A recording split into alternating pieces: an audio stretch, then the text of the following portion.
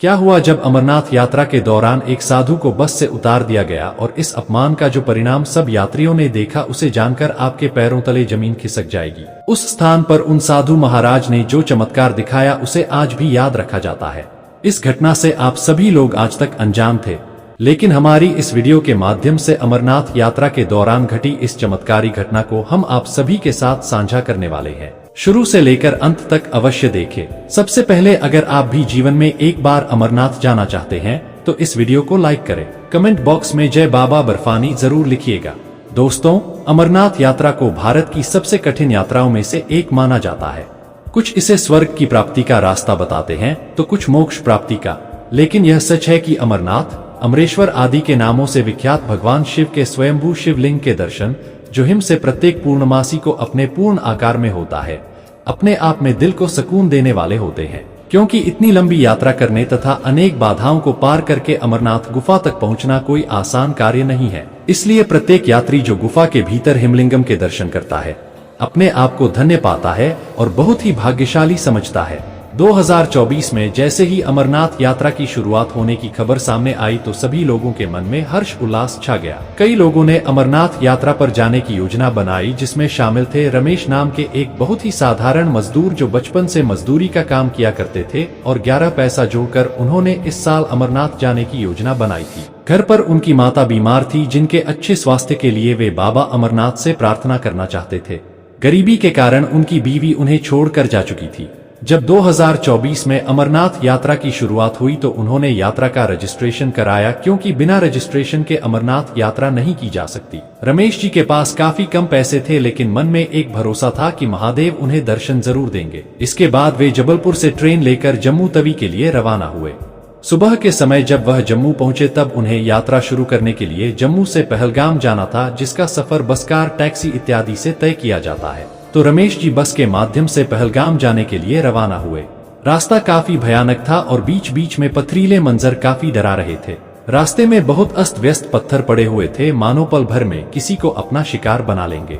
लेकिन सभी यात्रीगण बस के अंदर बाबा अमरनाथ का ध्यान करके खुद को सुरक्षित मान रहे थे और हिम्मत करके लगातार आगे बढ़ रहे थे। तभी बस कंडक्टर बस के अंदर टिकट चेक करने के लिए आया।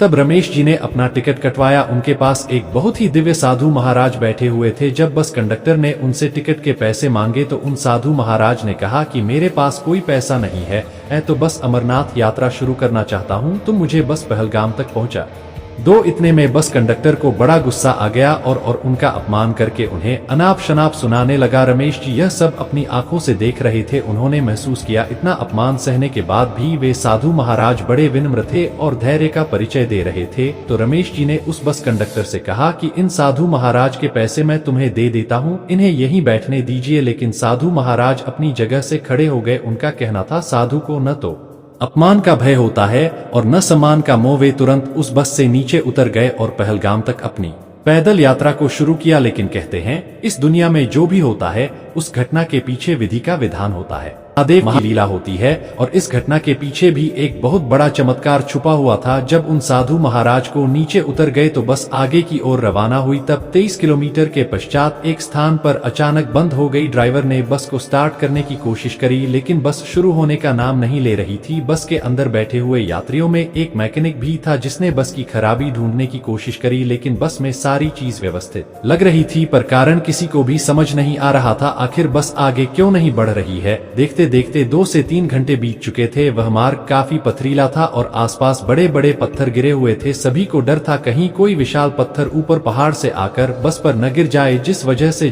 जल्दी बस को आगे बढ़ना था। लेकिन बस तो शुरू होने का नाम ही नहीं ले रही थी। इस पूरी घटना को जब रमेश जी ने अच्छी तरह से समझा तो उन्हें सबसे पहले उन दिव्य साधु महाराज याद आए, जिन्हें अपमानित करके बस से नीचे उतर गया था। उन्होंने बस ड्राइवर और बस कंडक्टर को यह बात कि मैं पिछले 1 से 2 घंटे से उन साधु महाराज के साथ बैठा था और उनकी चमत्कारी आभा को मैंने खुद महसूस किया है। वे काफी दिव्य और सिद्ध पुरुष है, तुम्हें उनको अपमानित नहीं करना था। जब से तुमने उनको बस से नीचे उतारा है तब से हमारी बस में यह समस्याएं आई हैं। और अगर हमें अपनी बस को आगे बढ़ाना है तो उन्हें एक बार सम्मान पूर्वक हमारी बस में बैठाना होगा। इसके बाद बस कंडक्टर को भी इस गलती का एहसास हुआ और उसे भी आभास हुआ कि यह सब उसकी गलती का ही नतीजा है। लेकिन मैं उसे साधु महाराज को काफी पीछे छोड़कर आ चुके थे, लेकिन तभी उन्होंने देखा कि वह साधु महाराज पैदल यात्रा करते हुए इस मार्ग पर आगे आ रहे हैं। तब बस कंडक्टर ने साधु महाराज को दंडवत प्रणाम किया और उनके पैर भी पकड़ लिए।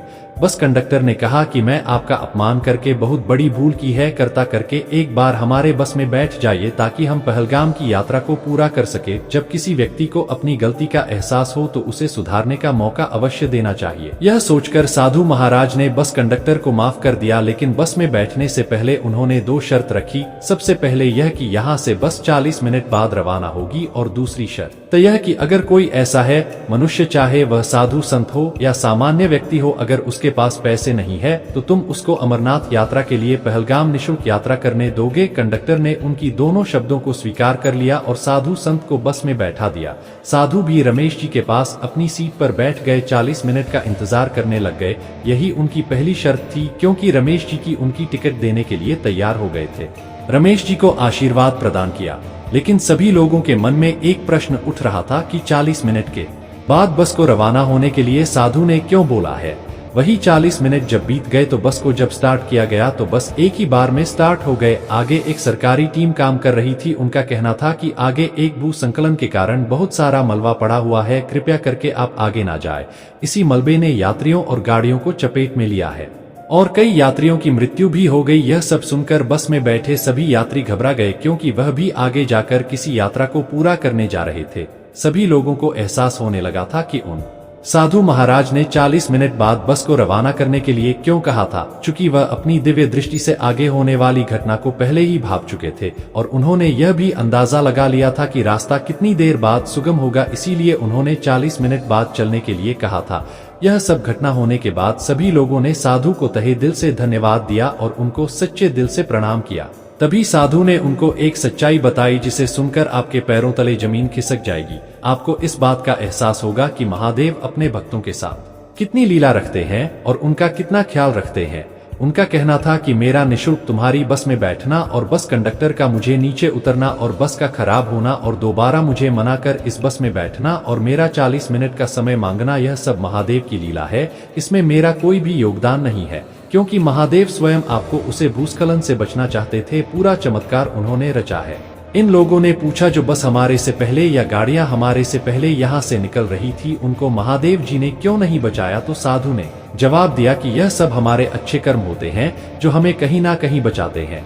जब मुझे विश्वास से मुझे उतर जा रहा था तो रमेश जी ने अपने जेब से मेरे लिए पैसे छुपाने के लिए हाँ किया था। उसे अच्छे कर्म की कृपा महादेव जी की दया से इस प्रकार हुई थी। आज बस के सभी यात्री के एकदम सुरक्षित हैं। दोस्तों, कहा जाता है जो हमारे पास हो उतना हमें अवश्य ही करना चाहिए, लेकिन कभी भी किसी इंसान से गलत नहीं कहना चाहिए। हमें हमेशा ही अच्छे कर्म करने चाहिए जो आगे जाकर हमारे कैसे ना कैसे सुरक्षा जरूर करते हैं। इस घटना के बारे में आपके क्या विचार है, इस घटना के बारे में कमेंट बॉक्स में जरूर बताएं और वीडियो अच्छी लगी हो तो चैनल को सब्सक्राइब जरूर करें और वीडियो को लाइक करें। मिलते हैं नेक्स्ट वीडियो में, तब तक के लिए हर हर महादेव।